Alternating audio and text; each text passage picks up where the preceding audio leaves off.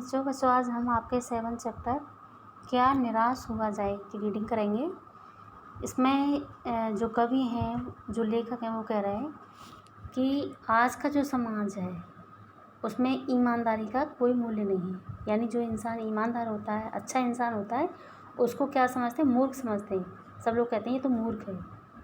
ठीक है, तो इस तरह से समाज में इस लेखक जो है इसी बात को कहना चाह रहे हैं कि समाज में और जो कितने भी ऊंचे पद पर हो, कोई भी कितना भी ऊंचा इंसान ऊंचे पद पर हो, कमाई उसकी अच्छी हो, उसमें उतने ही दोष छिपे होते हैं।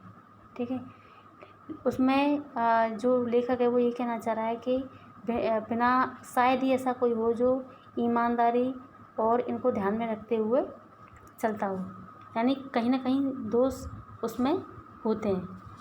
तो आइए इसकी रीडिंग करते हैं। मेरा मन कभी कभी बैठ जाता है। समाचार पत्रों में ठगी, डकैती, चोरी, तस्करी और भ्रष्टाचार के समाचार भरे रहते हैं।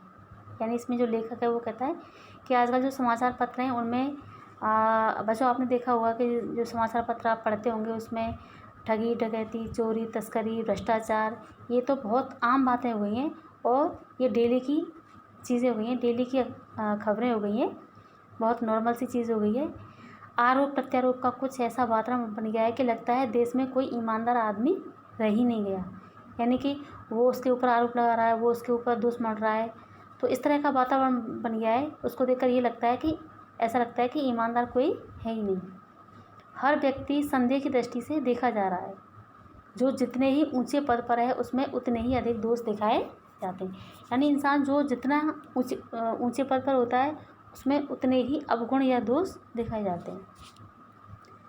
एक बहुत बड़े आदमी ने मुझे एक बार कहा था कि इस समय सुखी वही है जो कुछ नहीं करता। लेखक इसमें कह रहा है कि किसी इंसान ने उससे कहा कि इस ज़माने में सुखी वही है जो कुछ नहीं करता, और कुछ भी करेगा तो उसमें लोग दोष खोजने लगेंगे। यानी अगर इंसान कुछ नहीं करेगा तो खाएगा क्या, घर में बैठेगा तो कहाँ से उसके लिए आएगा, तो कुछ ना कुछ तो करना पड़ेगा इंसान को। और अगर कुछ करता है तो लोग उसमें करने से पहले उसमें दोष निकालने लग जाते हैं, उसके सारे गुण भुला दिए जाएंगे। और जो आपने देखा होगा कि कोई भी इंसान हो, आप देखते होंगे कि अगर उसमें अच्छाइयाँ होती हैं, भलाइयाँ होती तो उनको लोग नहीं देखते, उनको दूसरों से नहीं कहते। अगर किसी इंसान में अवगुण होते हैं या दोष होते हैं तो उनको बढ़ा चढ़ाकर दूसरों को के सामने पेश किया जाता है। लोग दोष किस में नहीं होते, यही कारण है कि हर आदमी दोषी अधिक दिख रहा है, गुण कम या बिल्कुल ही नहीं। यानी दोष तो सब में होते हैं, किसी में ज़्यादा तो किसी में कम। स्थिति अगर ऐसी है तो निश्चय ही चिंता का विषय है।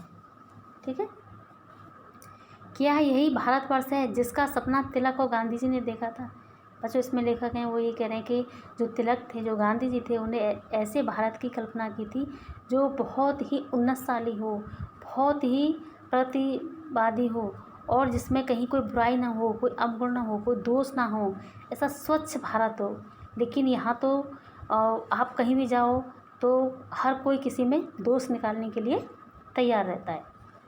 रविन्द्रनाथ ठाकुर और मदन मोहन मालवीय का महान संस्कृति सभ्य भारतवर्ष किस अतीत के गहर में डूब गया है। यानी इसमें जो रविन्द्रनाथ टैगोर थे, मदन मोहन मालवीय बहुत बड़े महापुरुष हुए। इन्होंने एक अच्छे भारत की कल्पना की थी, एक प्रतिवादी भारत की कल्पना की थी जो स्वच्छ हो, जिसमें कोई अवगुण नहीं हो।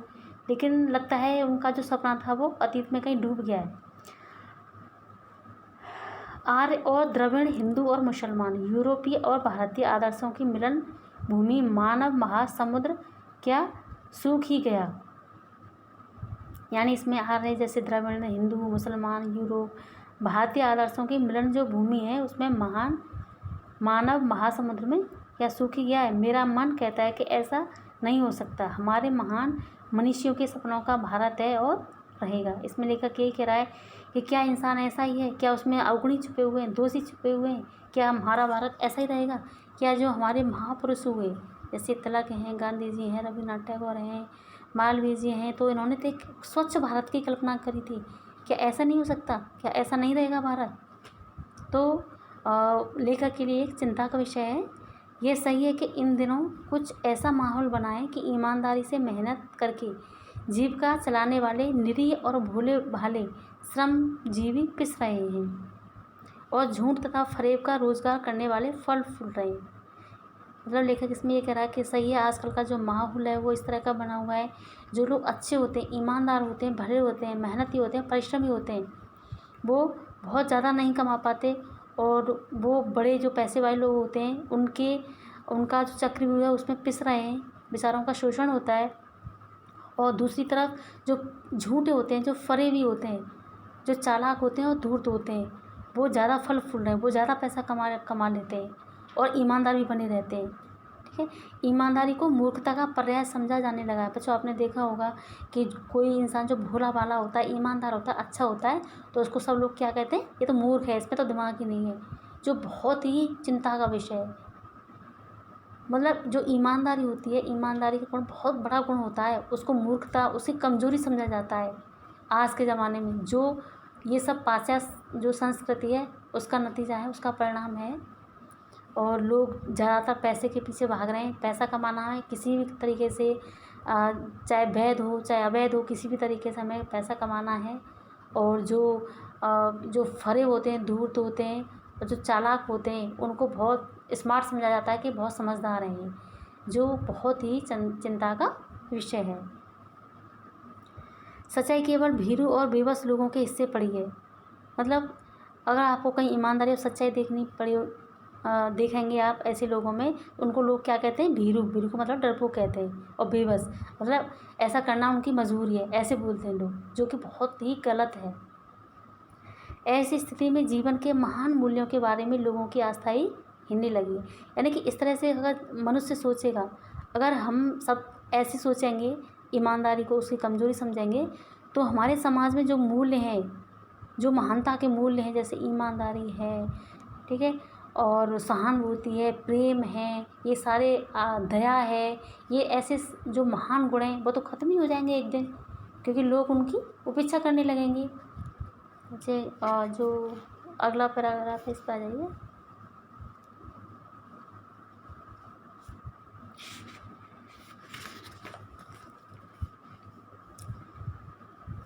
भारतवर्ष ने कभी भी भौतिक वस्तुओं के संग्रह को बहुत अधिक महत्व नहीं दिया।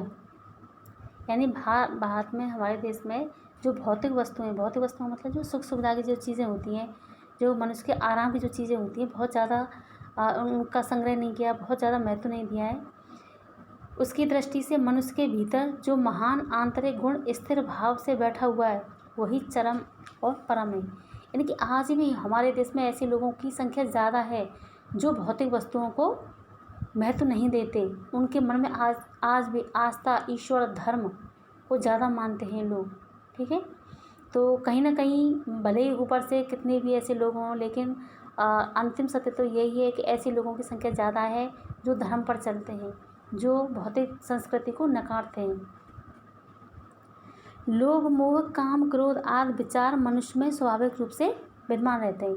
यानी कि ये स्वभाव होता है, मनुष्य ने जन्म लिया है तो उसमें जैसे लोभ है, मोह है, काम है, क्रोध है, ये तो मनुष्य का स्वभाव होता है, किसी में ज़्यादा तो किसी में कम, पर उन्हें प्रधान शक्ति मान लेना और अपने मन तथा बुद्धि को उन्हीं के इशारे पर छोड़ देना बहुत बुरा आचरण है। यानी कि ये जो गुण होते हैं ये सब में ही होते हैं, लेकिन इनको अपनी इंद्रियों के बिल्कुल मतलब इंद्रियों के इनके बस में नहीं करना चाहिए कि इनके बिना हमारा काम ही नहीं चल सकता। मतलब इंद्रियों को ऐसा हमें रखना चाहिए जो हमारे नियंत्रण में रहें, जैसे काम, क्रोध, मोह, लोभ, इनको नियंत्रण में रखना चाहिए। ये जो हमारी गीता जी हैं उनमें भी श्री कृष्ण भगवान ने कहा है कि हमें अपने काम, क्रोध, मोह, लोभ इन सब पर नियंत्रण रखना चाहिए, वही मनुष्य का सर्वश्रेष्ठ कर्म है। और इसमें भारतवर्ष ने कभी भी उन्हें उचित नहीं माना, उन्हें सदा संयम के बंधन से बांध कर रखने का प्रयत्न किया। यानी भारतवर्ष में आज भी ऐसे बहुत सारे लोग हैं, ऐसे लोगों की संख्या ज़्यादा है जो इन सारी चीज़ों को महत्व नहीं देती। ठीक है, परंतु भूख की उपेक्षा नहीं की जा सकती, बीमार के लिए दवा की उपेक्षा नहीं की जा सकती, लेकिन दूसरी तरफ ये भी बात सही है कि इंसान भूखा भी नहीं रह सकता, बीमार के लिए दवा की उपेक्षा भी नहीं की जा सकती। अगर कोई बीमार है तो उसके लिए दवा भी चाहिए। गुमराह को ठीक रास्ते पर लाने के लिए उपायों की उपेक्षा नहीं की जा सकती। हुआ यह है कि इस देश के कोटि कोटि दरिद्र जनों की हीन अवस्था को दूर करने के लिए ऐसे अनेक कायदे कानून बनाए गए हैं जो कि कृषि, उद्योग, वाणिज्य, शिक्षा और स्वास्थ्य की स्थिति को अधिक उन्नत और सुचारू रूप से बनाने के लक्ष्य से प्रेरित है। यानी कि हमारे देश में कोटि कोटि दरिद्र जनों की हीन अवस्था को दूर करने के लिए यानी सरकार ने बहुत सारे कानून ऐसे बनाए, बहुत सारी विधि ऐसी बनाई हैं जिससे जो दरिद्र लोग हैं, जो गरीब लोग हैं, नीचे तबके के लोग हैं, उनका विकास हो सके, वो भी अन्य लोगों की बराबरी में आ सकें। बहुत सारे अब बच्चों आपने सुना होगा, पढ़ा होगा आपने, कई सरकार ने बहुत सारी ऐसी चीज़ें चला रखी हैं जिसमें जो गरीब बच्चे होते हैं, जो गरीब लोग होते हैं, उनको बहुत सारी उनके लिए कर रखी है, सुविधा कर रखी है। जैसे जो कृषि, उद्योग, वाणिज्य, शिक्षा, स्वास्थ्य स्थिति को अधिक उन्नत और सुचारू रूप से बनाने के लक्ष्य से प्रेरित हों। ठीक है, परंतु जिन लोगों को इन कार्यों में लगना है उनका मन सब समय पवित्र नहीं होता। ये भी सही है कि जो भी सारे लोग तो पवित्र मन से काम नहीं करते, सबका मन जो मन होता है वो पवित्र नहीं होता। किसी की कैसी भावना होती है और किसी की कैसी। कोई तो ईमानदारी और ईमानदारी जैसे महान गुण को महत्व देता है, तो दूसरी तरफ पैसा जो कमाने का जो लालच होता है वो भरा होता है। प्राय वे ही लक्ष्य भूल जाते हैं, अपने ही सुख सुविधा की ओर ज़्यादा ध्यान देने लगते हैं, और धीरे धीरे होता ही है कि लोग जो भौतिक सुविधाएं होती हैं उनकी तरफ बढ़ते चले जाते हैं, और उनकी जो भूख होती है वो दिनों दिन बढ़ती चली जाती है, और धीरे धीरे वो अनैतिक कार्यों की तरफ मुड़ जाते हैं। भारत पर सदा कानून को धर्म के रूप में देखता रहा है। बच्चों आपने ये शुरू से पढ़ा होगा, सुना होगा आप कि जो हमारा देश है उसमें हमारे कानून को लोग धर्म के रूप में देखते हैं। वो सोचते हैं कि ये जो कानून है वो एक तरह से धर्म से ही जुड़ा हुआ है। आज एकाएक कानून और धर्म में अंतर कर दिया गया है, और आज स्थिति ये हो गई है कि कानून को धर्म से बिल्कुल अलग कर दिया गया है। लेकिन बच्चों जो पहले क्या होता था, पहले धर्म और कानून को एक दर्जा दिया जाता था, यानी कि जो कानून बनते थे वो धर्म को ध्यान में रखते हुए बनते थे। लेकिन धीरे धीरे जो वर्तमान समय है उसमें क्या कर दिया गया है, धर्म को इसे कानून से अलग कर दिया गया है। धर्म को धोखा नहीं दिया जा सकता है, कानून को दिया जा सकता है। यही कारण है कि लोग धर्म भीरू हैं, वे कानून की त्रुटियों से लाभ उठाने में संकोच नहीं करते। बच्चों इसका नतीजा ये, जब धर्म को कानून से अलग कर दिया है तो इसका नतीजा भी गलत है, गलत निकल रहा है। क्यों? क्योंकि लोग धर्म में ज़्यादा आस्था रखते हैं, कानून में ज़्यादा विश्वास नहीं करते। धर्म ऐसा कोई काम नहीं करते जो ईश्वर को बुरा लगे या हमारे धर्म के खिलाफ हो, लेकिन ऐसा काम कर देते हैं जो विधि के खिलाफ हो या कानून के खिलाफ हो। ठीक है, इस बात के पर्याप्त प्रमाण खोजे जा सकते हैं कि समाज के ऊपरी वर्ग में चाहे जो भी होता रहा, भीतर भीतर भारतवर्ष अब भी अनुभव यह कर रहा है कि धर्म कानून से बड़ी चीज़ है। इसमें लेखक ये कह रहा है कि बच्चों जैसे जो बड़ा समाज होते हैं, बड़े लोग होते हैं, जो पैसे वाले लोग होते हैं, उनमें भले ही कितनी भी से लालच भरा पड़ा हो और अनैतिक तरीके से पैसे कमाना और ईमानदारी नहीं होना उनके अंदर, ये सारी चीज़ें होती हैं। लेकिन फिर भी अगर हम अंदर से देखें तो आज भी जो धर्म है वो कानून से बड़ा है, यानी लोग धर्म में ज़्यादा विश्वास करते हैं बजाय कानून के। क्योंकि लोग बच्चों आपने देखा होगा ज़्यादातर जैसे कोई इंसान होता है तो जैसे उसके मन में कभी जैसे आज चोरी करने का ख्याल आया कि वो चलो मैं चोरी करता हूँ, तो उसको कानून और पुलिस का जो डर है वो पीछे बाद में लगेगा। पहले उसके मन में एक बार ख्याल आएगा कि जो मैं कर रहा हूँ क्या वो सही है, क्या भगवान मुझे माफ़ करेगा। तो उसकी जो आत्मा है एक बार उसको ऐसे काम करने के लिए मना करती है। तो यही धर्म होता है। तो आज भी लोग कानून से ज़्यादा धर्म को महत्व देते हैं। कानून का तो ये है, तो उनको तो ये लगता है कि आज हम कर लेंगे, अगर हम जेल में चले गए तो कल छूट जाएंगे, लेकिन ईश्वर हमें कभी माफ़ नहीं करेगा। तो धर्म में ज़्यादा विश्वास करते हैं लोग। वे दब अवश्य गए हैं लेकिन नष्ट नहीं हुए। लेकिन इसमें ये कह रहा कि हमारी जो धार्मिक भावनाएं, जैसे तो वो दब अवश्य गए लेकिन नष्ट नहीं हुए। आज भी बहुत लोग ऐसे हैं जो धर्म को बहुत ही ज़्यादा महत्व देते हैं बजाय कानून की।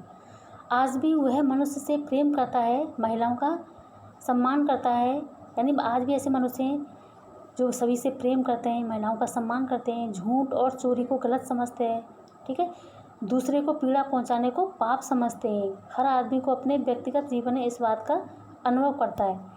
यानी कि मनुष्य बच्चों, आपने देखा होगा कि आज भी ऐसे लोगों की संख्या ज़्यादा है जो जैसे कोई चोरी है, डकैती है, हत्या, ऐसी चीज़ें जो होती हैं, जो सामाजिक अपराध होते हैं, उनको करने से पहले 1000 बार समझता है और उनको मतलब उनको करता है कि अगर मैं ऐसा करूँगा तो क्या लगेगा, मुझे पाप लगेगा और ईश्वर मुझे कभी माफ़ नहीं करेगा।